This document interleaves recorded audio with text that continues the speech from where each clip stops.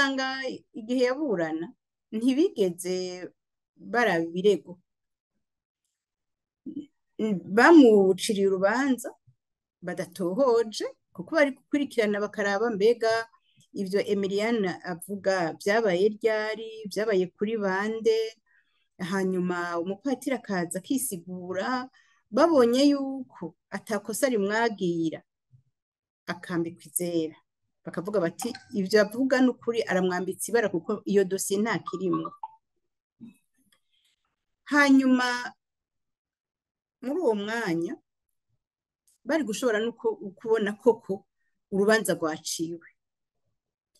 Rero ico twagaye twarabonye yuko aho gufatanya na nyene kurega Emilienne bakavuga bati ibintu yavuze tubitohoza, ahubwo baciye bafatanya na nyene kuregwa baja gutohoza kuri Emilienne aho kuja gutohoza ku vyarezwe.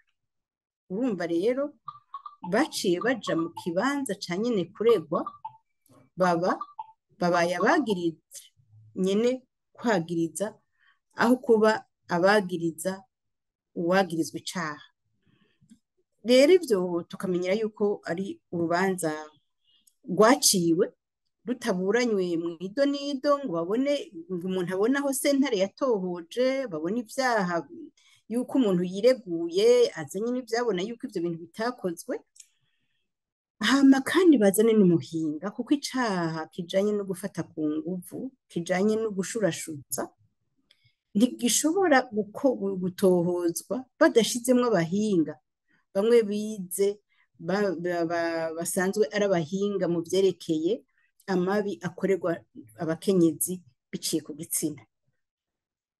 Tuca turabona yuko nimba baravye igihagararo ca nyene kuregwa, nimba baravye izindi mpamvu ziri inyuma, tuca turabona yuko ubutungane bwahengamye.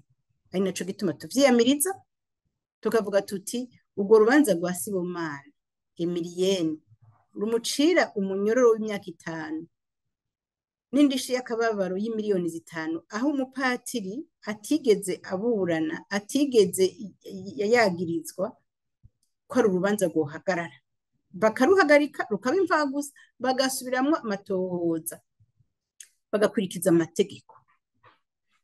Kandi twarabonye yuko twagwiyamirije ko tubona yuko rufise ingaruka mbi. Urubanza nk'urwo rumeze nk'urubwira abantu bashobora gufata abantu bariko barashurashuza abandi, bashobora gufata abantu bafashe ku nguvu abigeme n'abakenyezi, bati mwebwe vyabona vy'ivyaha nk'ivyo ntimusubire kuko nimwasubira tuzovuga ko mwambitse ibara abantu. Urabona urubanza nk'urwo rufise ingaruka mbi kuko barya abana bakorewe arya mabi bazokama babona yuko ubutungane butagira iteka. Hama kandi barya birya vyabona navyo bizogira bati nimba umuntu afashe abantu bashurashuza abandi ahanwa gutyo, nukuri reka tubareke twironkera amahoro. Urumva rero ni ugutuvya ivyabona, ni uguhohotera kurusha abakorewe arya mabi, ni no gutera ubwoba ibindi vyabona vyohirahira ngo bize kubona kuvuga ukuri ku mabi ariko arakorerwa abigeme n'abakenyezi.